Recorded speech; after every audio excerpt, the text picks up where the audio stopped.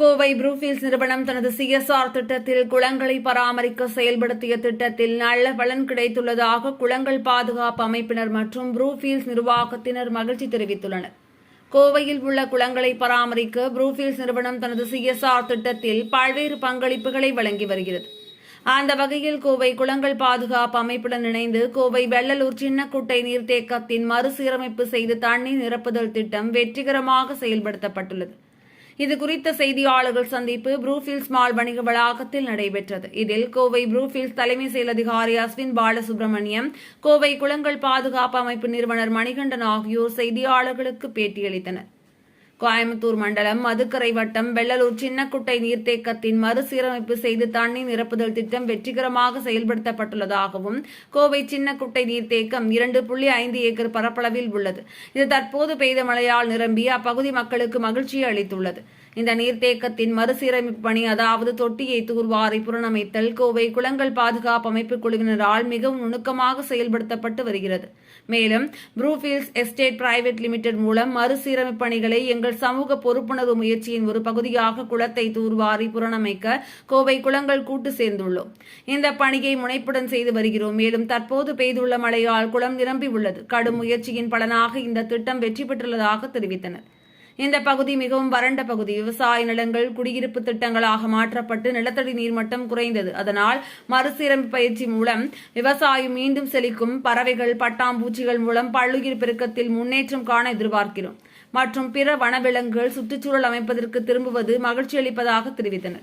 மேலும் குளங்கள் தூர்வாரும் பணிக்கு கோவை மாவட்ட ஆட்சித்தலைவர் மற்றும் மாநகர கமிஷனர் ஆகியோர் எங்களுக்கு ஊக்கமும் உதவிகளும் செய்து வருகிறார்கள். மேலும் மதுக்கரை வனசர பகுதியில் இதுவரை 15,000 மரங்கள் நட்டுள்ளோம்.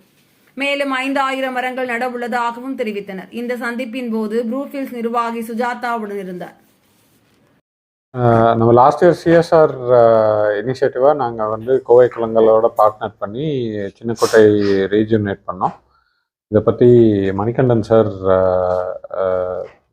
சொல்வார். கோயம்புத்தூரில் இந்த வறட்சியாக இருக்க இந்த சூழ்நிலையில் கோயம்புத்தூர் மாவட்டம் மதுக்கரை வட்டம் வெள்ளலூர் கிராமத்தில் இருக்க வெள்ளலூர் சின்னக்குட்டை, இந்த குட்டையை ப்ரூக்ஃபீல்டோட சிஎஸ்ஆர் சப்போர்ட்டோட நாங்கள் இப்போ தூர்வாரினோம். இந்த குட்டை ஒரு 2.5 ஏக்கர் பரப்பளவு இருக்குது. இந்த குட்டை முழுவதுமாக மண்மேவி தண்ணி தேங்கறதுக்கு இல்லாத சூழ்நிலை இருந்தது. இப்போ ப்ரூக்ஃபீல்டோட சப்போர்ட்டோட நம்ம கோவை மாவட்ட நிர்வாகத்தோட அனுமதியோட இந்த குட்டையை தூர்வாரினோம்.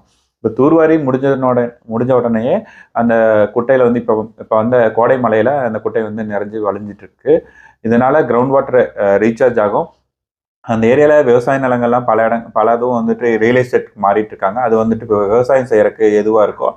அது மட்டும் இல்லாமல் அந்த குட்டையை சுற்றி நிறைய உயிரினங்கள் வாழ்ந்துருக்கு. கீரி, முயல், அந்த மாதிரி பல உயிரினங்கள் வாழ்ந்துட்டு இருக்கு. அவங்களுக்கு ரொம்ப உபயோகமாக இருக்கும்.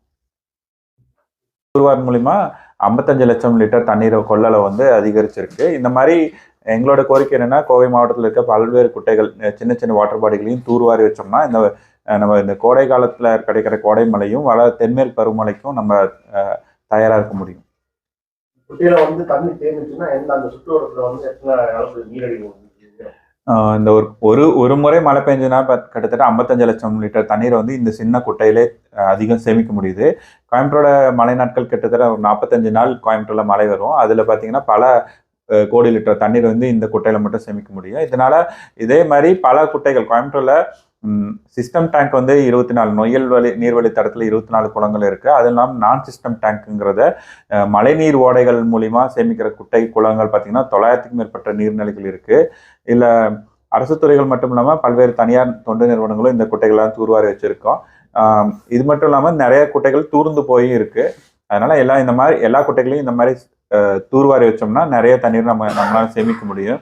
இப்போ அந்த கிளைமேட் சேஞ்ச், பருவநிலை மாற்றத்தினால நமக்கு அதிகமான மழை ஒரே நேரத்துலையும் அதிகமான வறட்சியும், இந்த வெப்பம் அதிகமாக இருக்கிறதும் மழை அதிகமாக பெய்யறதும் மாறி மாறி வரக்கான வாய்ப்பு இருக்குது. அதனால நீர்நிலைகளை நம்ம தூர்வாரி வைக்கிறது மூலிமா கிடைக்கிற மழை நீரை சேமிச்சு வச்சோம்னா இந்த வறட்சி காலத்தில் சமாளிக்க முடியும்.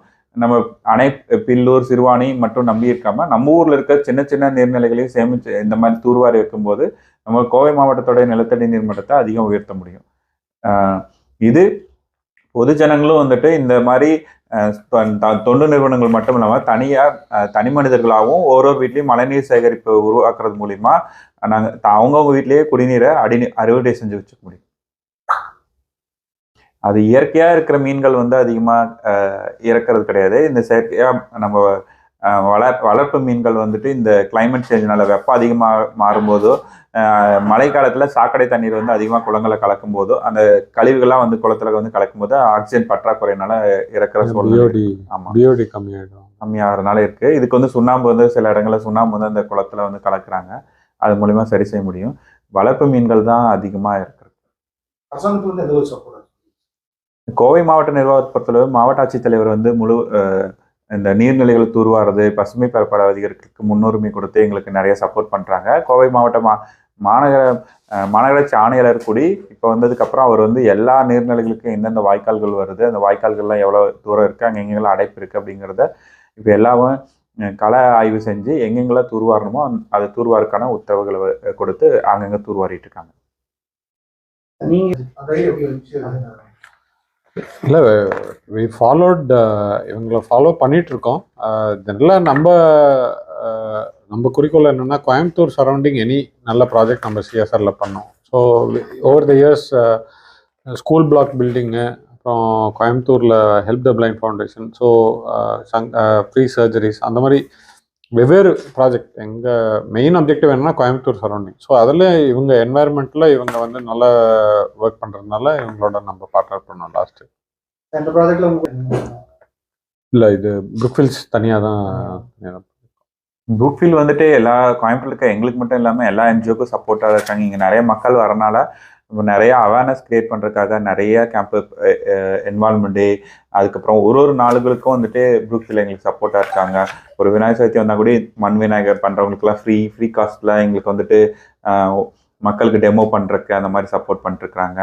கோயம்புத்தூரோட க்ரீன் கவர் இன்க்ரீஸ் பண்ணுறதுக்கு, அவேர்னஸ் கிரியேட் பண்ணுறதுக்கு இந்த மாதிரி ப்ரூக்ஃபீல்ட் நிறைய சப்போர்ட் பண்ணிட்டுருக்காங்க. அதில் ஒரு அங்கமாக தான் எங்களுக்கு இந்த சிஎஸ்ஆர் சப்போர்ட் பண்ணாங்க. தொடர்ந்து நாங்கள் ப்ரூக்ஃபீல்ட் கூட சேர்ந்து ஒர்க் பண்ணிருக்கோம். எங்களுக்கு மட்டும் இல்லாமல் கோயம்புத்தூருக்கு எல்லா என்ஜிஓக்கும் ப்ரூக்ஃபீல்ட் வந்து ரொம்ப சப்போர்ட்டாக